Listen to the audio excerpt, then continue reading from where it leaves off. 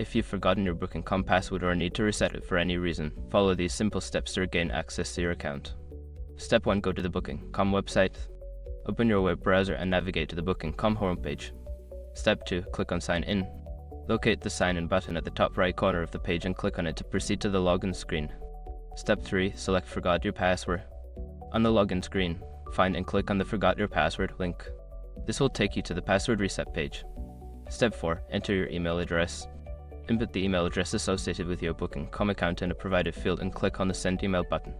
Step 5. Check your email and follow the instructions. Look for an email from Booking.com with a password reset link. Click on the link and follow the instructions to create a new password. Once you've completed these steps, you should be able to log into your Booking.com account with your new password. If you encounter any issues, consider reaching out to Booking.com's customer support for further assistance.